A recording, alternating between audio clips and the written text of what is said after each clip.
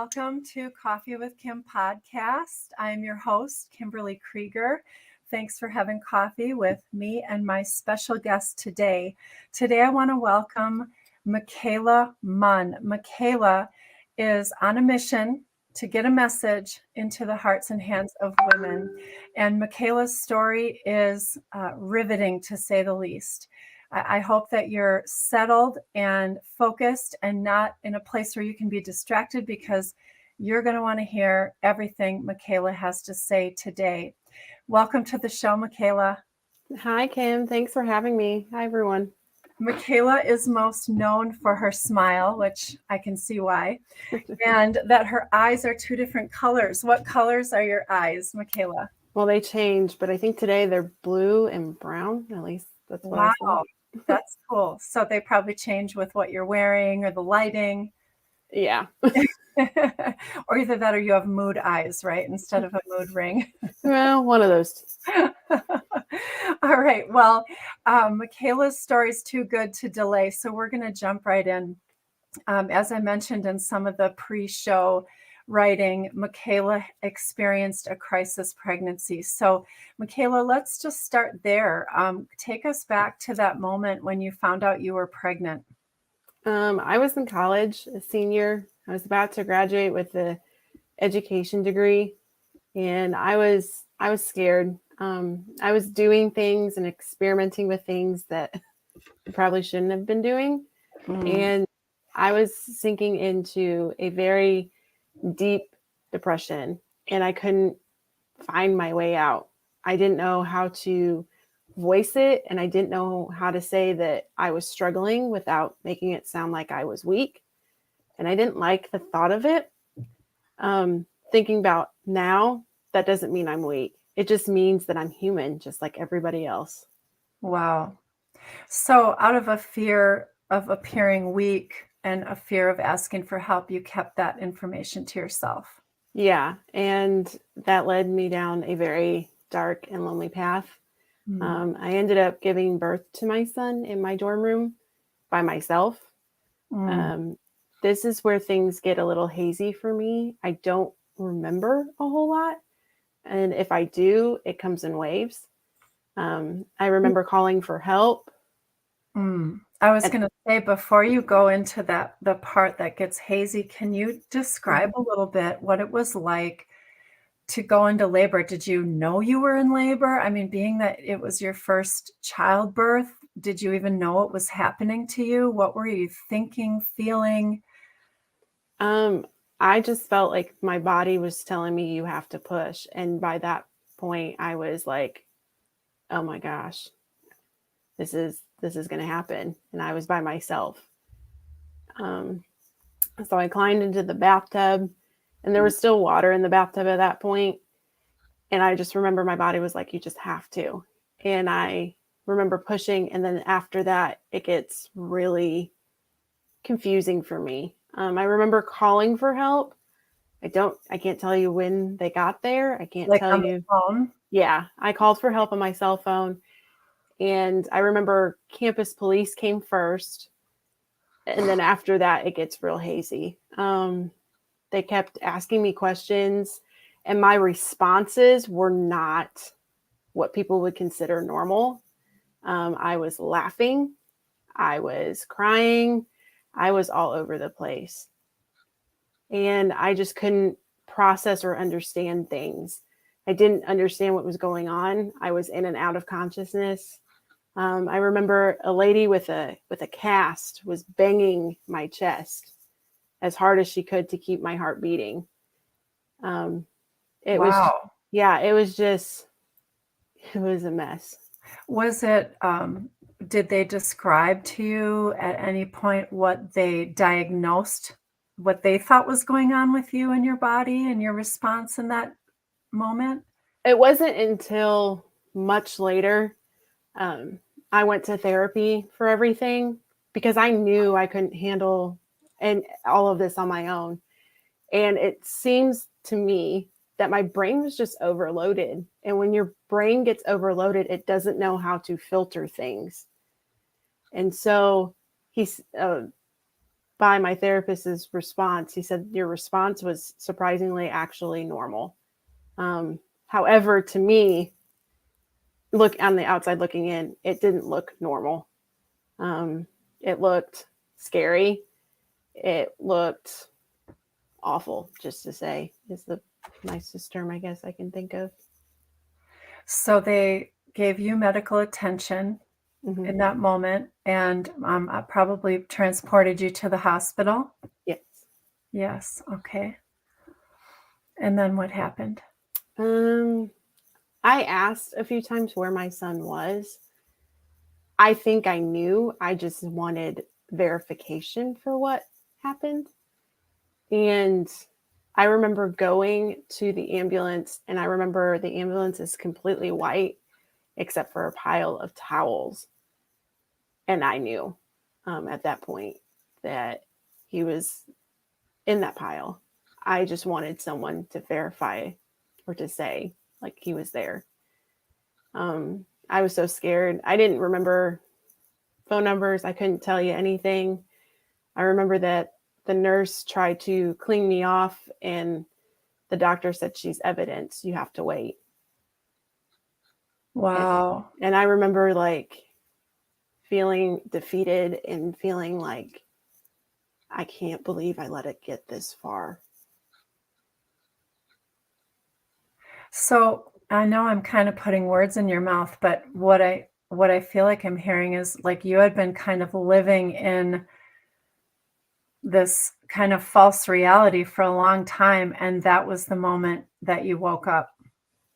Yeah, I was scared. It wasn't fear of being rejected. It wasn't fear of not being a good mom. I was just scared. Scared of me.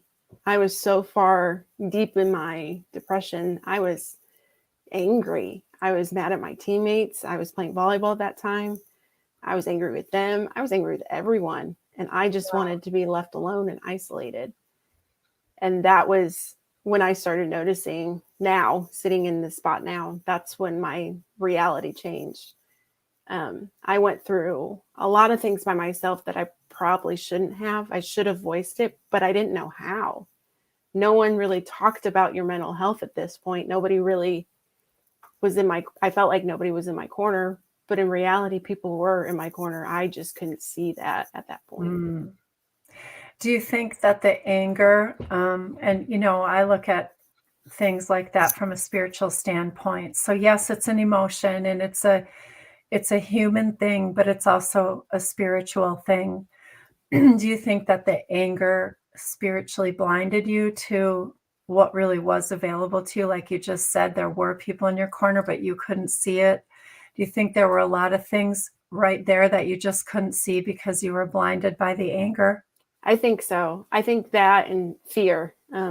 Fear is mentioned. Do not fear 365 times in the Bible for a reason. Yes. And at that point, I did not have a relationship with God. I knew who God was through other people, but I didn't have the going to church kind of thing. I didn't really talk to him like I do now. I didn't have conversations or prayers or discuss with other people things about God. Only because I didn't have that connection with him yet. I was going to find out that I was going to have a really deep connection to him, and he had a better and bigger plan than I could have ever imagined. Wow. So let's go back to that ambulance. What happened after that? After you had that moment of, I can't believe I let it go this far. I get to the hospital. A bunch of things happened all at once. I couldn't tell you. I was just there. I was there, but not really there. You could tell, like, if you looked at me, you could tell I was lost and confused and not the same person I used to be. They called my dad. My dad at this point worked midnight shift. That was the only number. And that was even a struggle to remember. And I remember they came up the next day, and my sister did too. My sister stayed with me.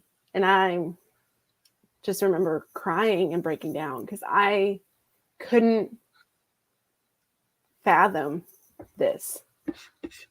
I wouldn't wish it on my worst enemy for sure, but I just couldn't understand. And that's when I told my mom, I said, I can't, once I get discharged from the hospital, we're going to have to do something because I just can't understand and I can't comprehend things. And so we did go to therapy. I did get checked into therapy after the same day I was discharged from the hospital. And I was out for about, I want to say a month, maybe a little bit more. And I got arrested at home in a different county, which they knew where I was. And that's when my life drastically, I already thought it changed, but it changed drastically again. Wow. So tell us about that scene. They showed up at your door, knocked on the door. Yeah, they knocked on the door. I mean, I wasn't going to resist. I already knew that was a possibility. And they took me in handcuffs and took me down to the local county jail, booked me in Elkhart County, and then transported me to a different county like a couple of days later. And this is in Indiana? Yes. Okay. And when you said you knew it was a possibility, how did you know it was a possibility that you'd be arrested? I had internet searches and I did things when I was sober and when I was not, and doesn't excuse what I did. I own what I did, and what I did was absolutely wrong. And I told my mom, I said, it's a possibility that I will be going to jail and I will be going to prison. And telling my parents that was very hard. Wow. What did your parents say? My parents blamed, I don't want to put words in their mouth, but I feel like they blamed themselves for quite some time for what I did. The thing is it wasn't their fault. It wasn't anybody's fault but my own. And I accepted the responsibility. It took some time to accept it, but I did a wrong thing and I needed to be punished for it. I ended up sitting in county for 2 years before I actually got sentenced. And when I was sentenced, I remember people being like, oh, you're going to get beat up because your case and all this other stuff for prison. And when I got transferred to prison, I was not the same person I was 2 years ago. I started diving deeper in my relationship with God. I was actually put in a suicide cell for months on end. And that's where my experience with God took a change. I smile now because at first I was very skeptical about it. But I got into the suicide cell and I remember they handed me paperwork. And I went through this paperwork and I didn't recognize the woman they were describing in black and white. And I just remember, I don't want to be her anymore. I don't want to be scared. I don't want to live in fear all the time. I want to do something different. And I just remember thinking, well, if you are as real as everyone claims you are, I just need help. I don't know where to start. I've made a mess of my life and I can't fix it. But I know that you can. And the light is on 24 hours a day in a suicide cell.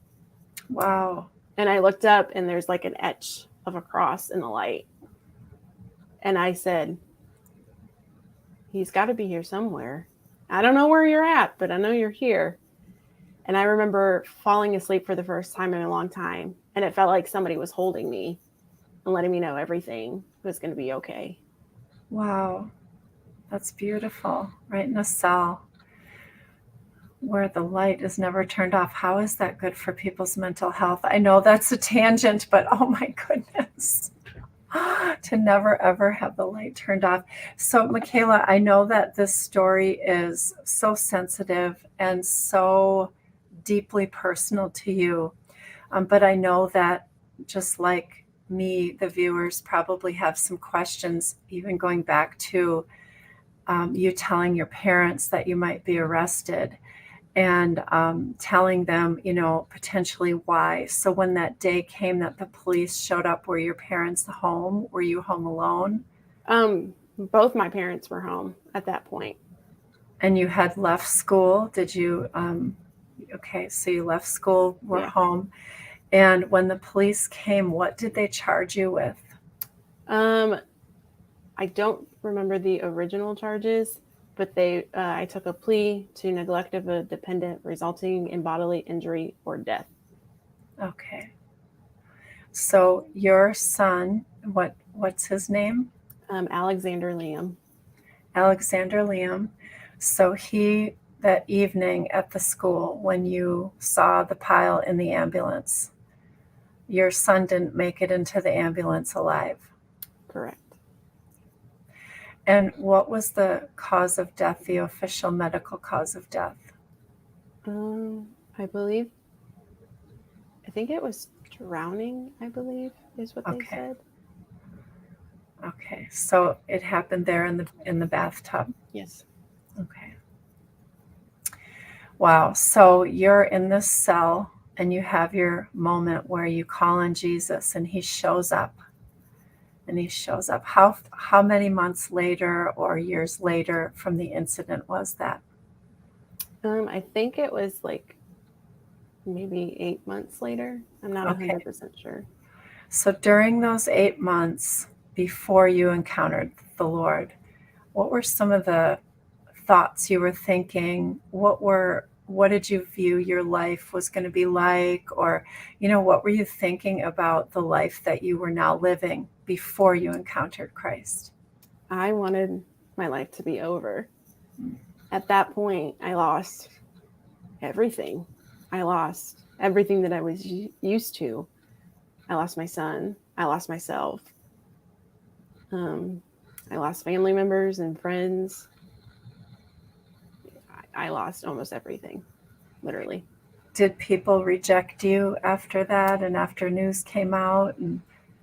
Yeah, they did. Mm-hmm. Yeah. Did anybody besides your parents in your world come to you and try to understand or ask you what happened or pray with you or anything like that? I started getting letters from women that I've never met, and I started getting people that I hadn't talked to in years were suddenly starting to reach out to my family and let them know that they know that this isn't the Mikayla they knew, and they would share stories about things that I did for them or how I've helped them through things. And that in itself was like, wow, that could really happen. It wasn't until I got to prison and I was a lot farther along in my walk with God that somebody reached out to me and talked about Linda Zanacco, which you have had Linda before. Linda actually did my son's burial and donated his tombstone, which it said he knows your name. And I asked my friend about it, and I said, what is that? Like, I don't understand. And he explained it to me, and he said, do you want to get in touch with her? And I said, yeah, I do. And he goes, are you positive? In my situation, and I completely understand, a lot of it is negative when I reach out to people. And I get it. But at the same time, she was so open with it. I was a little on edge with her at first because I didn't really know what to expect with this new developing relationship we established. Yeah. But she had no judgment. She helped me with my prayer life. She gave me things to study in the Bible. She would make suggestions on how I could increase things. And I would do the same for her. And slowly but surely, I think over the course of some months, we had like over 70 plus emails back and forth corresponding. Wow. Yeah. And for our viewers or listeners that aren't familiar with Linda Zanacco, that you have to know this because it's I don't want to say ironic. It's beautiful. It's kingdom, because this is how it works in the kingdom. But to the natural mind, it's crazy and ironic. Linda's ministry is called He Knows Your Name, and she provides burial services and other services for babies who've been abandoned, or babies who have been, worse than abandoned. Their lives have been ended by the people in crisis who brought them into the world. She also claims abandoned remains from funeral homes. She's adopted a little abandoned baby girl from a hospital, adopted as her very own daughter. So her whole heart and ministry is for infants. And because of that, she heard about Alexander, and she assisted Alexander's birth father and birth grandmother in the burial services. They asked for assistance with that, and Linda gave it.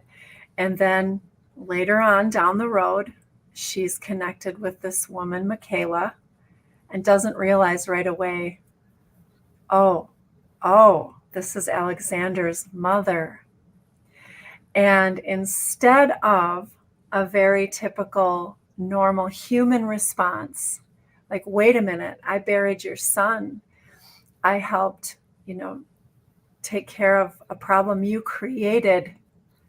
I can't help you. I don't even want to help you. That would be a normal human response. But instead, she responded like Jesus and said, how can I help you, Mikayla? How can I help you heal? Even as I attempted to help the other half of the family heal. And I honored your son's life. Now, how can I honor your life? And just absolutely mind-boggling to think about. She didn't bat an eyelash. She immediately said, Christ died to redeem all. Christ died to restore all. And there just wasn't even a hesitation. At some point, I'd love to have the both of you on the show and just have you bounce off each other. But I wanted the audience to hear your story in its whole entirety, in its raw form. So just to review, you were in a crisis pregnancy, which you kept to yourself. You were isolated, had been angry and depressed and scared, very, very scared. And you began to go into labor in your dorm. You climbed into your dormitory bathtub. And the next thing you remember is you're being carted off in an ambulance.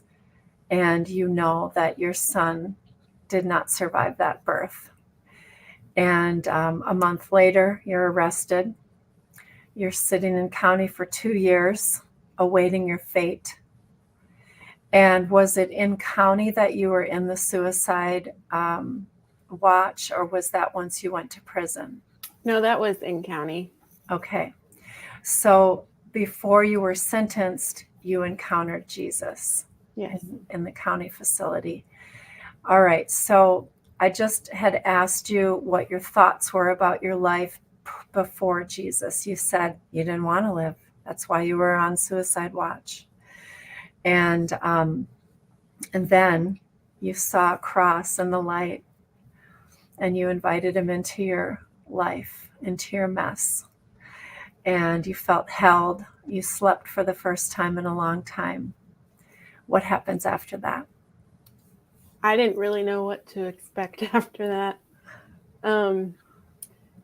After that, I got put into an open population block, and I ended up going to church and spending time with women who knew way more than I did. And they were so in their word. And I was like, how do I do that? So I was privileged enough to get a Message Bible. And I started from the beginning to the end. And I read that Message Bible and I was like, this is some really good stuff. Okay. All right. And then slowly but surely, different seasons of my life, different scriptures begin to resonate with me. Jeremiah 29:11 was one of the famous ones in there, but it was one that resonated with me. And I couldn't tell you how many times I would repeat that verse to other women in there. And then Proverbs 3, 5, and 6, trust in the Lord with all your heart and lean not on your own understanding. And I was like, oh my goodness. Okay. And he just kept throwing them at me, and I was absorbing it like a sponge. And then when I got to prison, things changed again. And I got active in the worship services offered at the prison. And that was phenomenal for me. I started meeting women from all walks of life who had different stories, who some of them knew the Bible backwards and forwards, others knew by their experiences. And we all joined forces together, and we encountered some pretty wonderful things in worship services. And I was like, church is amazing. This is awesome. Like I couldn't have fathomed this.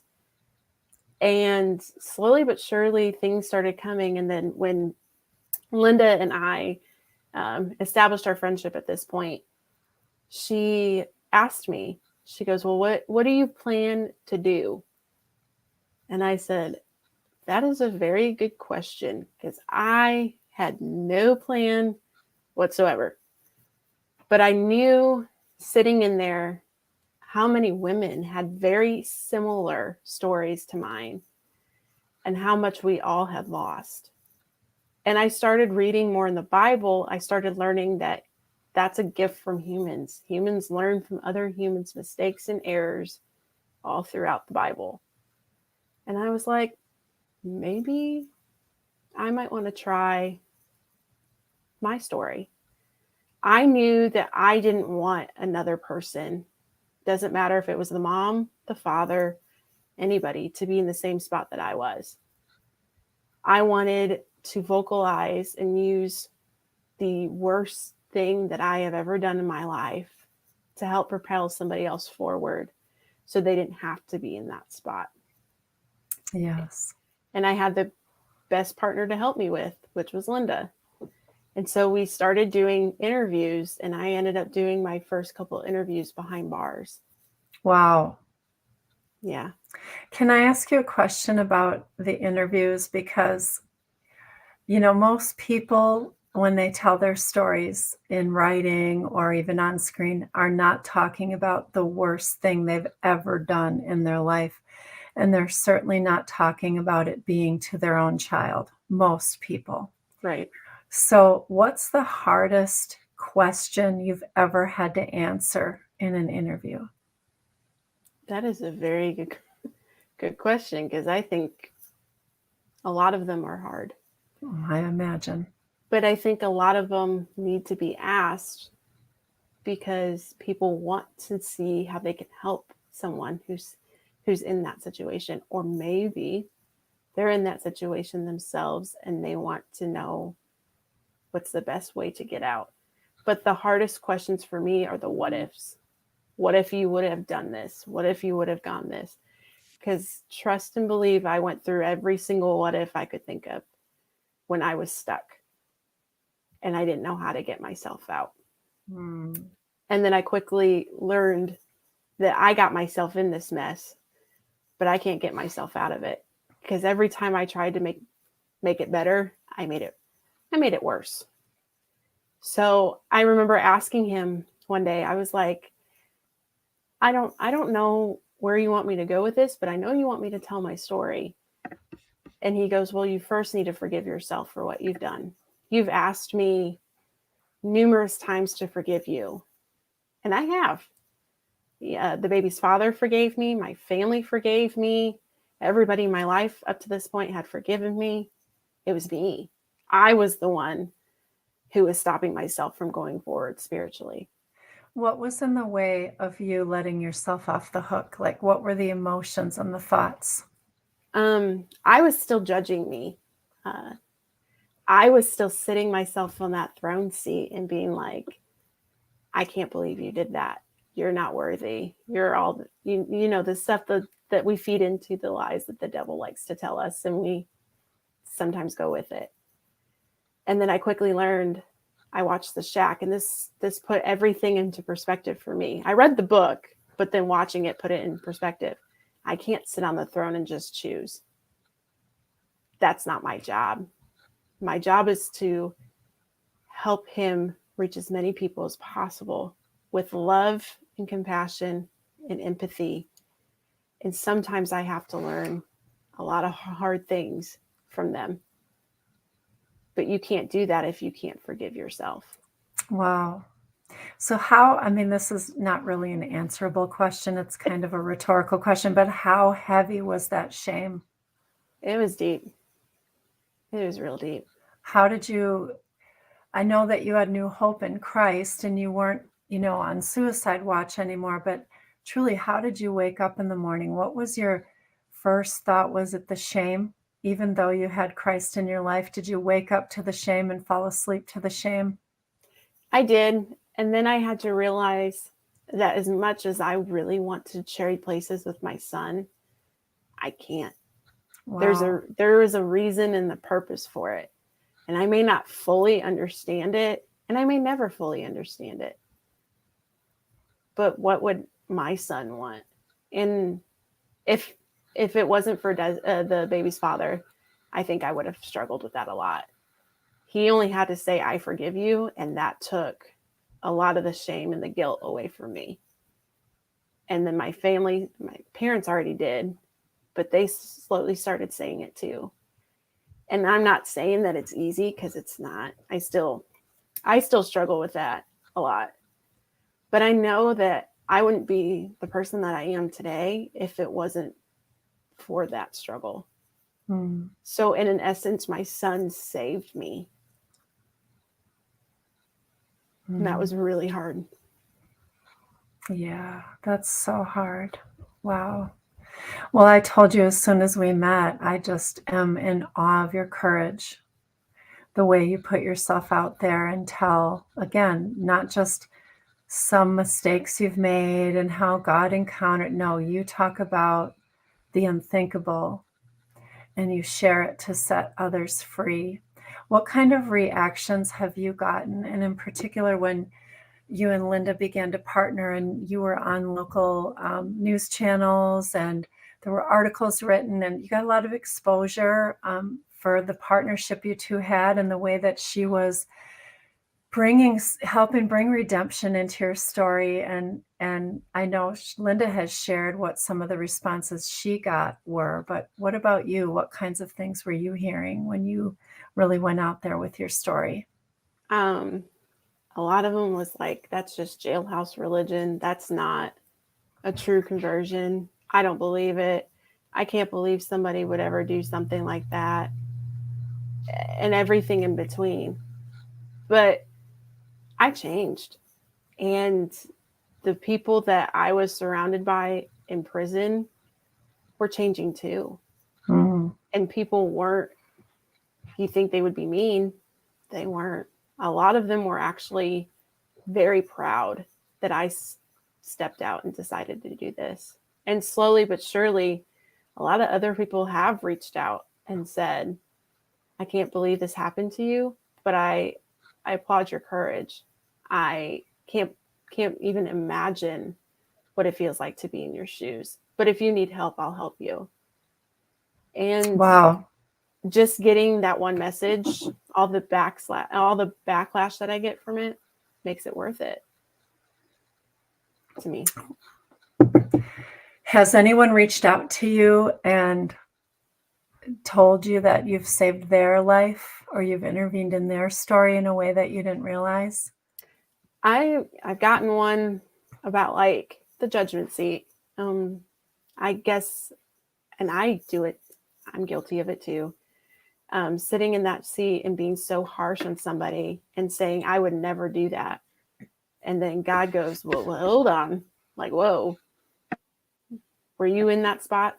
Were you there with them? Do you understand what their mental part was? Because I was there. And I can take something that is disgusting and dirty and change it and make it something beautiful and bright for my glory. But you have to trust and I used to hate this so much. You have to trust the process. And it's true, though. You have to, my way may be like straight shot in my mind, but he's got me going curves, up, down. And he just says every step of the way, you have to trust me. Yes. I never left you when you were in your darkest place. I was there, and I'm not going to leave you now. Do you feel like what you're doing and sharing your story is also giving your son's life meaning and purpose and honoring his life? I do. It helps me to know that that's the one thing I could give him. I could have tried a lot harder, obviously, but I couldn't give him that. And that took a long time for me to accept. But continuing to speak about it and to help other women or men be open about their mental health and to get the help that they need helps me know that my son would be so proud.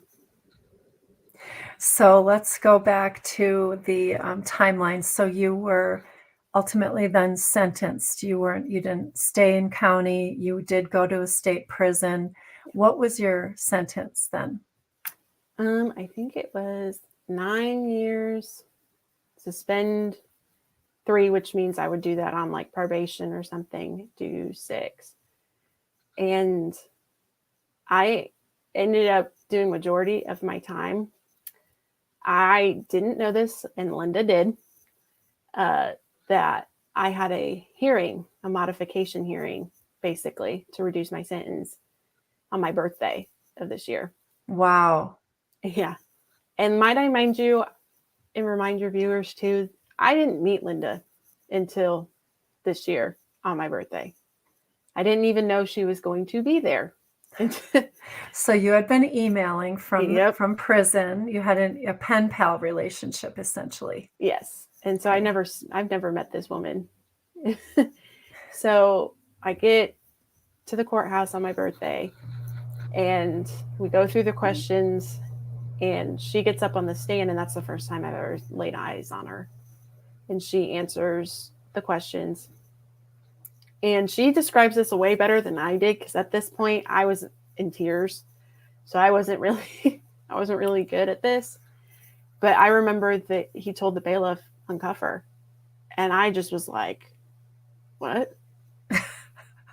Like shocked. And there wasn't a dry eye in the house. Everybody was crying. And I remember hugging her, and I remember telling her thank you. And shortly after I got out, we did another interview. And at this point, she had all the tools in her tool belt, so to speak. She had all the videos of my son's burial I had never seen before. So she gave me a gift of sharing those with me. And I just remember telling her thank you. Like I couldn't even say anything else.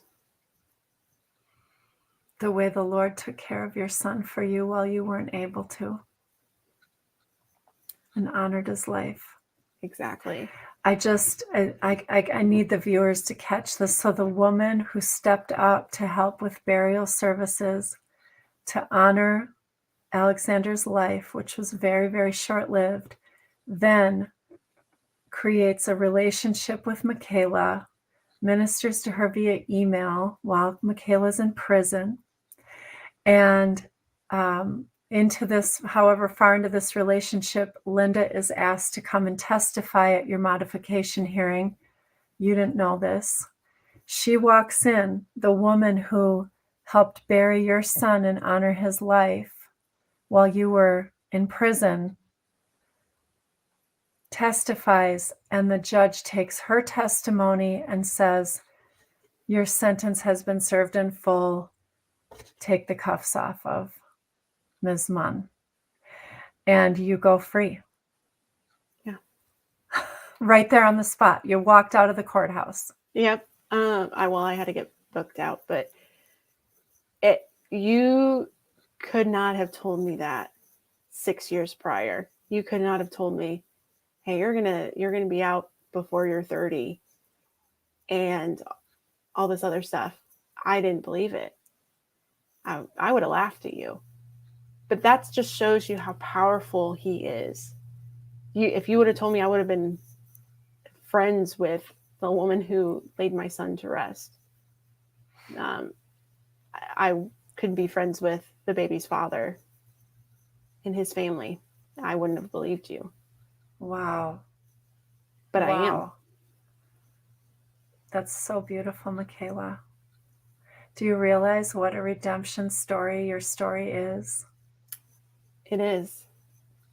Do you know what it reminds me of? I'm sure you get this a lot, but Saul, who became Paul, and the very ones that he was responsible for murdering became his disciples, became his people, his tribe, even just the redemption in his life. He becomes the man who writes 2/3 of the New Testament, or 1/3, or whatever that statistic, a lot of the New Testament. He's got top billing in the Bible. And for people to wonder if God is the same yesterday, today, and forever, your story is proof. I just want to commend you for your courage and your honesty. And I want to ask you one final question. And I say that with a little caveat. I might have another question. Right now, I just have the one. What is your message to women experiencing crisis pregnancy or women experience depression, fear, and isolation? There's help. Everything that I searched that night, if you search what I did, the safe haven law will pop up under your search. I didn't have that. There's other options out there. There's tell our viewers about the safe haven law, please. Thank you for bringing that up. Yeah, the safe haven law is basically, if you do not want your baby for whatever reason, there's safe places that you can take your baby. Hospitals are usually included in that. There's also these things called baby boxes, and they're around, I know there's a lot around Indiana, and there's some in other states as well. And it's at a firehouse. And if you place your baby in this box that is temperature controlled, there will be an alarm sounding, and there will be somebody within minutes to get that baby out of that box and take it on the other side of the building. Yes, on the other side of the building. So birth mothers or birth fathers can remain anonymous with the safe haven baby boxes. Yes. Absolutely. And if you feel isolated or alone, there are options out there. There's, I believe it's 988 is the new hotline for your suicide hotline if you need it. Okay. There's people out there that know you better. And if you still don't feel comfortable talking about it, reach out to a therapist if you need to. There are options for you. Your life is not over. It may suck, as I felt mine did, but he has a plan for you and a purpose. Yes. And sometimes he's just telling you, you have to trust my process. And I know that we're used to everything being instant and when we want it. But if I would have gotten the things that I wanted at that point, I wouldn't be sitting here talking to you. So just reach out and be vocal. Don't bottle things up inside. It does not make you weak to ask for help. Actually, it makes you stronger if you do. Amen. Amen. Beautiful, Mikayla. Thank you. I want to remind all of our viewers and listeners, all 50 states have a safe haven law. Yes. The amount of time that you have to surrender your baby legally varies from state to state, from 3 days up into 30 days. So Google it in your state. Just I'm in Wisconsin safe haven law. And it'll pop right up. It'll tell you who you can surrender your baby to. Typically, it's a first responder, a hospital employee, or a fire department. So your best bet is just to go to the police station, fire department, or your local hospital and surrender your baby under the safe haven law. We don't have safe haven baby boxes in Wisconsin yet. We need safe haven baby boxes in Wisconsin, but I believe they're in 7 states.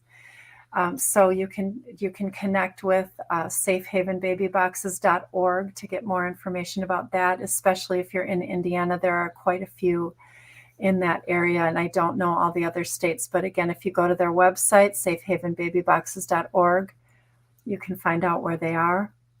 Mikayla, thank you for your time today, your story, your boldness, your courage. I just so appreciate your honesty, and I pray for you that God continues to heal you from this extremely traumatic season in your life, and that each time you tell your story, you're healed on a deeper level, that even as you offer that story as an offering unto God, a sacrificial offering, that you'd be healed in a deeper way, and that your story would become more and more and more bold. And thank you for your time today, and God bless you in all of your endeavors. I really appreciate you. Let's stay connected. All right. Thank you. Thank you, Mikayla. Well, viewers and listeners, another incredible story on Coffee with Kim podcast. Right? I mean, wow. Wow for Mikayla's courage. Wow for the women who are hearing her story and are so paralyzed with fear. And they're maybe Googling things that they shouldn't be Googling, how to do things that they shouldn't be doing.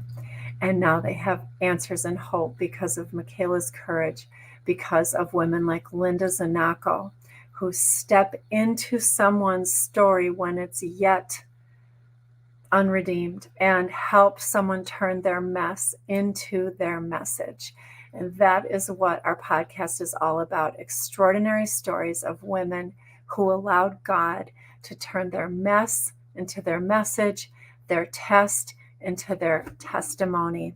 Thank you for watching. Don't forget that 2023, as every year, always kicks off with the most accelerated, activating, awakening offerings that few has. Our leadership conference last weekend in January in Pewaukee, Wisconsin. We're featuring Dr. Patricia Bailey. She is a global missionary, a global philanthropist.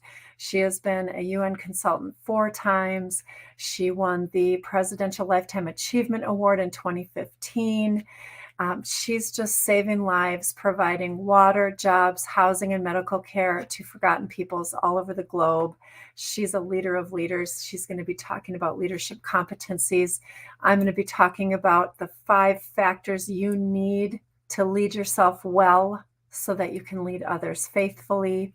And my spiritual father, Papa Bill, is going to be at our leadership conference this year, Thursday evening, kicking us off, talking about authority and honor in the kingdom. So we're going to get an adjustment, or as Papa Bill would say, we're going to get a checkup from the neck up, January 26th through 28th in Pewaukee, Wisconsin. And then 2 weeks later, we offer the Few Institute of Certified Coaches. So if you're thinking about being a better coach, you're a mom, you're a wife, you're an employee, you're an executive, you're in network marketing and you're building a team, you need these coaching skills. Few doesn't just turn out great coaches. The world has a lot of great coaches. Our coaches are incredible coaches who also have sharpened the prophetic gift, and they can hear from God, see in the spirit to help people even more effectively. If you want more information, go to thefewwomen.com and check out everything we have there for you. Thefewwomen.com. I'll put it here on the screen. And I got this, you guys. There we go, thefewwomen.com. Check us out. Go to the store or click on events for all of our events. You can read about them in both places. And again, thank you, Mikayla, for being our guest in December's Coffee with Kim. Until next time, my friends, be extraordinary and tell your story.